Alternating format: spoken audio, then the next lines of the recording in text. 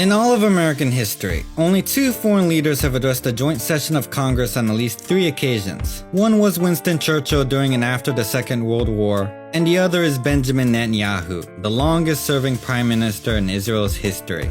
Netanyahu gave his first speech to Congress in 1996. As the newly elected, youngest prime minister in Israel's history, he received a warm reception from both sides of the political aisle. He was given a standing ovation when he pledged that in the next 4 years he would begin the long-term process of gradually reducing US economic assistance to Israel. While there was all smiles and cheers during the public spectacle in front of Congress, Netanyahu's veneer of cordiality disappeared in a private meeting held afterward with President Bill Clinton. Netanyahu exhausted the US president by giving a long and unsolicited lecture about the nature of Arabs, causing a fed-up Clinton to later remark privately, "Who the f*** does he think he is? Who's the f***ing superpower here?" Netanyahu's last address to Congress was in 2015, just weeks before the legislative elections in Israel in which he would be re-elected to serve another term as prime minister. This time, the invitation to address Congress came not from US President Barack Obama, but from Republican House Speaker John Boehner. The Israeli PM took the opportunity to get directly involved in a partisan war that was taking place at the time between the US Democrats and Republicans. Siding with the GOP in the House, he publicly denounced the Iran nuclear deal President Obama was then in the process of negotiating. Without saying it directly, the Israeli Prime Minister may have just well have proclaimed to the collective body of US lawmakers that he could do diplomacy better than their own president.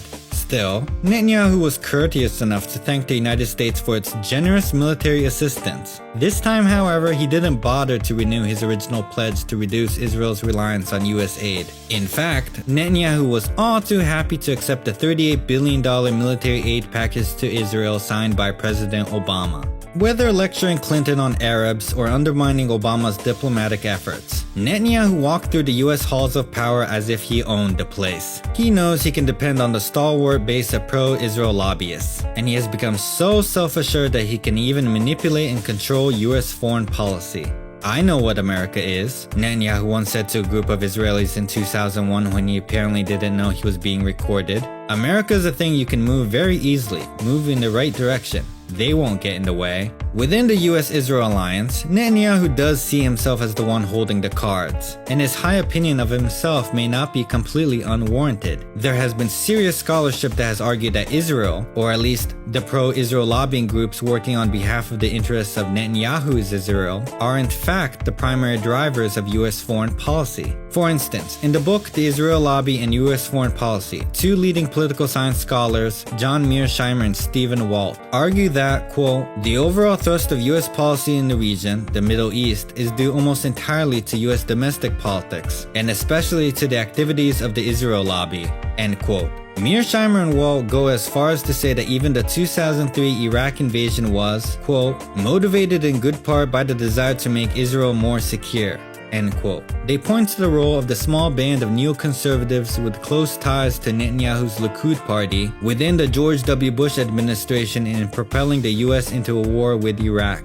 However, there are other critics who downplay the impact of the Israel lobby's influence in shaping US foreign policy, and who believe that it is in fact the United States that controls Israeli policies and not the other way around. Some of Israel's sworn enemies take this position. For instance, Hassan Nasrallah, the leader of the Lebanese paramilitary organization and political party Hezbollah, was recently asked in an interview if the US would be accountable if Israel strikes Iran. And Nasrallah had this to say, بموضوع علاقة إسرائيل وأمريكا ومنرجع منعيد ومنرجع منكرر وهاي اسمح لي لك أكذوبة اللوبي الصهيوني أنه اليهود هن حاكمين أمريكا وهن بياخدوا القرار وهن عاملين وهن مسويين ومشاكل. لا، أمريكا هي صاحبة القرار. بأمريكا في شركات كبرى، في مثلث ثالوث، شركات النفط، شركات السلاح، وما يسمى بالصهيونية المسيحية هو أصحاب القرار. هذا التحالف. إسرائيل كانت في الماضي أداة بريطانية والآن هي أداة أمريكية. So, this raises a serious question. Who, in fact, calls the shots within the US and Israel's quote-unquote special relationship? What's the truth of the matter? Does Israel dictate US foreign policy? Or is in fact the US holding sway over Israel's policies? Certainly, on the surface level, it seems that Israel is the one with all the leverage, given that its prime minister apparently has the latitude to berate US presidents and still receive billions in foreign aid. But the truth of the matter is that Benjamin Netanyahu himself is an American creation. Netanyahu's political journey began in the United States. He became Prime Minister of Israel by Americanizing the politics of Israel. And while he may have insulted US presidents from Clinton to Obama and made himself a headache to Joe Biden as he seeks re-election, Netanyahu is still a product of the United States. In a sense, he can be compared to a Frankenstein monster, a creation of American political institutions that the US may now have lost control over. Please welcome the former Prime Minister of Israel, Benjamin Netanyahu.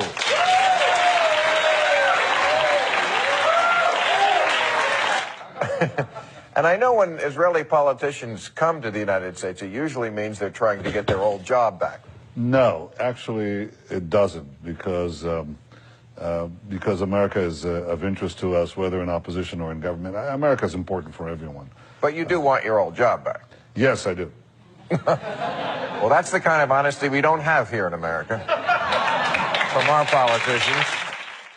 While he was born in Israel, Netanyahu grew up in the 1960s with an American upbringing. He graduated from Cheltenham High School in the suburbs of Philadelphia. Ben, as he was called by his American friends, later attended MIT and Harvard. In the late 1970s, he worked for the Boston Consulting Group, where he would make a lasting friendship with future Republican presidential nominee Mitt Romney. Initially, when Netanyahu returned to Israel with a desire to build a political career, his American upbringing was a liability. He was seen as something of a carpetbagger and not a true Israeli. He was still quote-unquote Ben and not yet quote-unquote Bibi. But in due time, Netanyahu's fluency and command of the English language, as well as his understanding of American culture, would end up working to his advantage. As the US and Israel's diplomatic relationship grew closer and closer, Netanyahu found ways to use his background to great advantage, paving the way for his ascendancy within Israeli politics. What was a liability at first turned out later to be his greatest asset.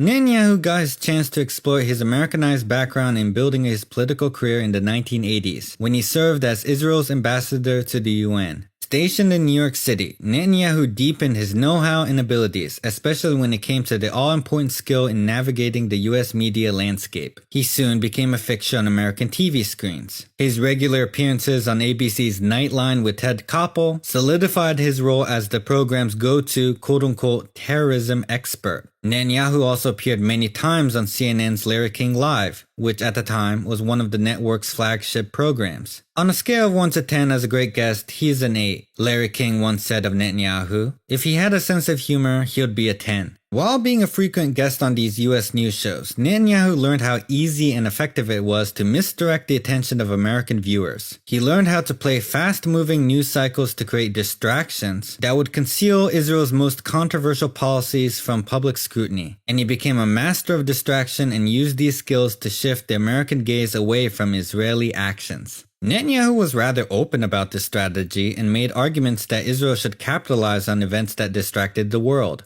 In 1989, for instance, after the Tiananmen Square massacre, Netanyahu wrote an article saying that, quote, Israel should have exploited the repressions of the demonstrations in China when world attention focused on that country to carry out mass expulsions among the Arabs of the territories, end quote. Additionally, during slower news cycles, or when there were no major world events that could camouflage the plight of the Palestinians, Netanyahu still found ways to come up with his own distractions, and at times he did this with great success. In May 1990, for example, Netanyahu was in a meeting with American Jewish leaders who were concerned that the expansion of illegal settlements in East Jerusalem was creating a bad look for Israel. Netanyahu conceded by saying, "You're right, it's a big problem for us now, but," he added, "it will blow over in a week. There's a much bigger problem that won't go away. Saddam Hussein is the Middle East's and Israel's #1 problem." The implication, of course, was that illegal settlements would have to take a backseat to more pressing problems. What is remarkable about Netanyahu's handling of the concerns of American Jewish leaders was that he actually had no specific knowledge of the particular threat. By citing Saddam Hussein, he was just throwing a random dart at the dartboard hoping that it might hit the mark and create enough concern to distract attention from what Israel was doing to the Palestinians. And this particular attempt at distraction was serendipitous, as it just so happened to be true.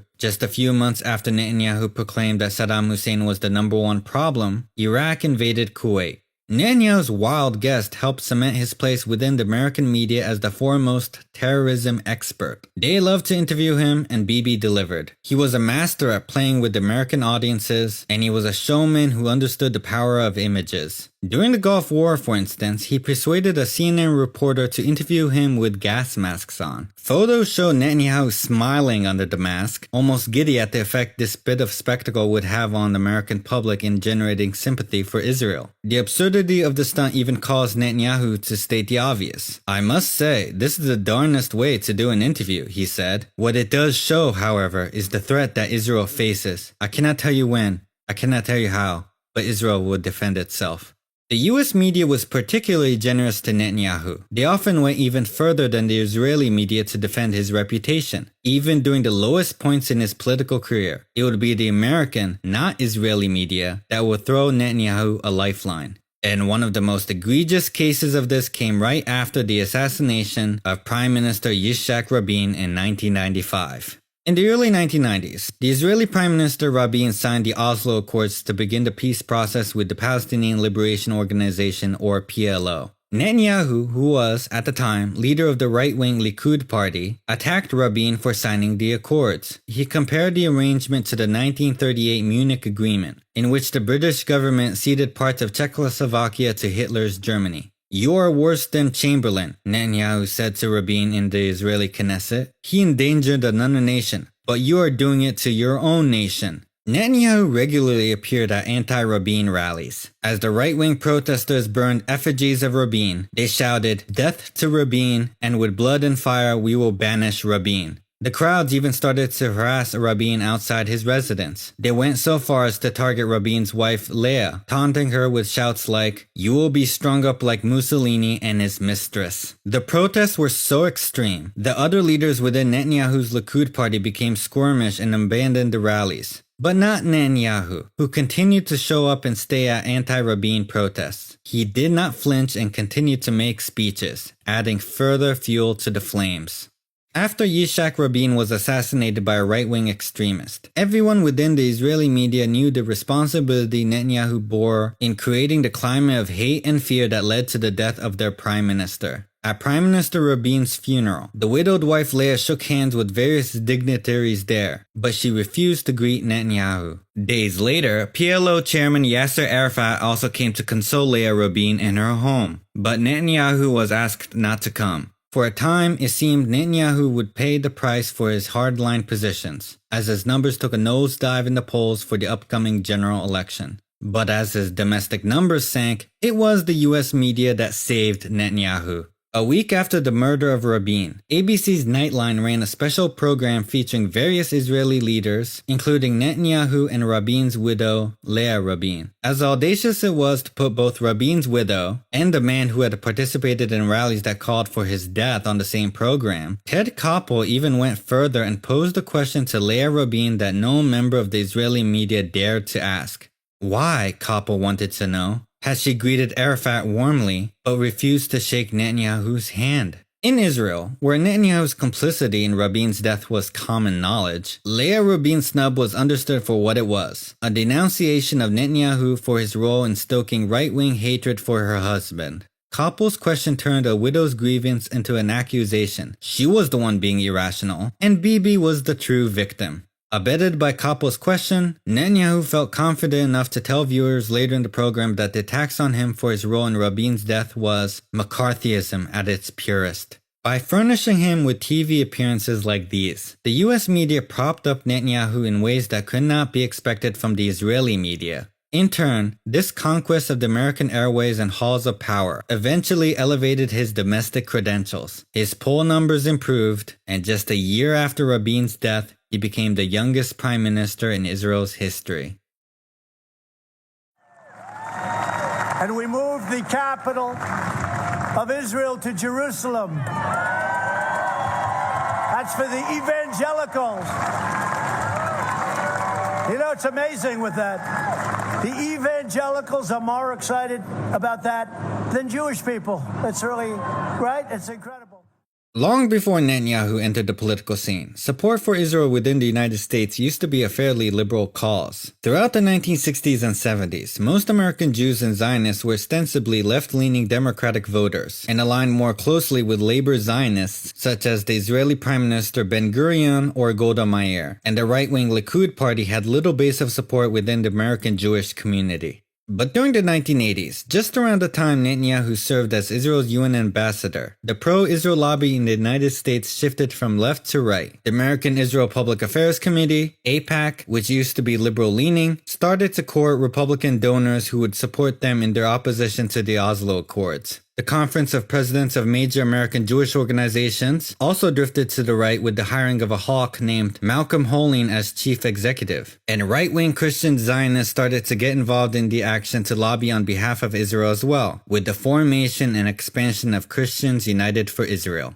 Netanyahu found himself in the right place at the right time, just as this transition was taking place. As the conservatives started to take over the pro-Israel lobby, Netanyahu was able to form a powerful donor base, and this base was instrumental in funding his successful campaign to become Prime Minister of Israel. Malcolm Hoenlein, of the Conference of Presidents of Major American Jewish Organizations, introduced many wealthy donors to Netanyahu. Bibi also became friends with Republican businessman Ronald Lauder, who brought Netanyahu into contact with other big donors including Donald Trump. Another benefactor was billionaire Charles Kushner, who sometimes hosted Netanyahu in his home, where the future Israeli PM slept in the childhood bedroom of Charles's son Jared Kushner, who would later become the son-in-law and senior advisor to President Trump. And just as he was courting conservative donors in the US, Netanyahu also made contact with various conservative operatives. He hired GOP consultants to help him hone his political skills. With their assistance, he brought Republican-style campaigning into the Israeli political landscape.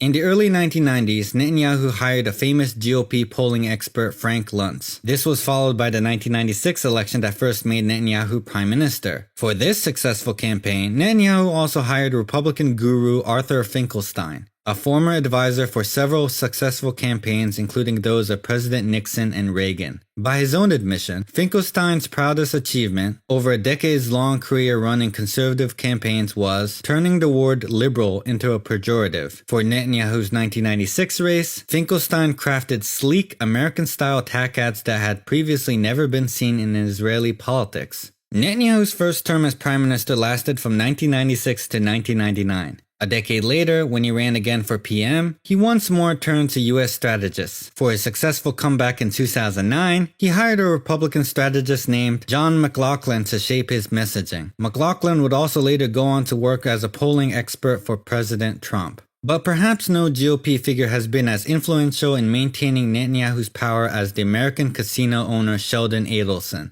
who, before his passing in 2021, was the largest single donor to the Republican Party. Netanyahu and Adelson were especially close, speaking on the phone at least 160 times between 2012 and 2015. The impact Adelson had on Israel cannot be overstated. He spent millions of his own money to promote Netanyahu. One of the ways he did this was by funding Israel's most popular newspaper, Israel Hayom. Critics have nicknamed the Hayom as Bibiton for its peddling of patent propaganda on behalf of the right-wing Likud party. And while the newspaper doesn't make a profit, since it is distributed free of charge, it served as a useful platform for the right-wing American billionaire Adelson to influence Israeli politics from afar. What's especially curious about Netanyahu's relationship with the Republican Party, however, is that the majority of American Jews are actually aligned with the Democratic Party. And while Netanyahu claims to represent international Jewry, his largest base of support within the United States doesn't come from Jews. It comes, instead,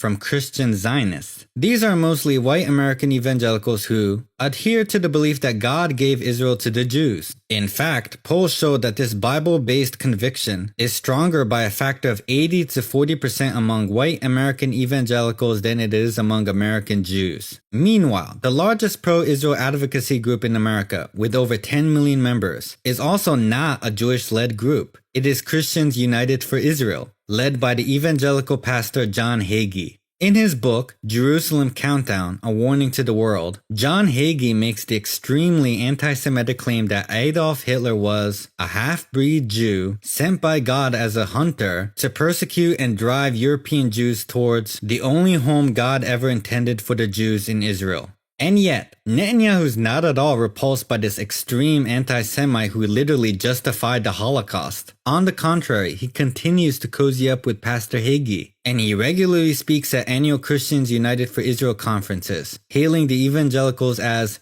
Israel's best friends. The alliance between Netanyahu and evangelical Republicans, who only support Israel as part of the pursuit of Armageddon, is certainly bizarre, but it may be unavoidable. As more and more American Jews, particularly young Jews, lead the protests to end the genocide in Gaza, Netanyahu needs the Christian Zionists to lobby the US government so he can finance his war and fend off international sanctions. And in turn, Netanyahu's primary base of support in the United States is increasingly becoming a group of anti-Semites.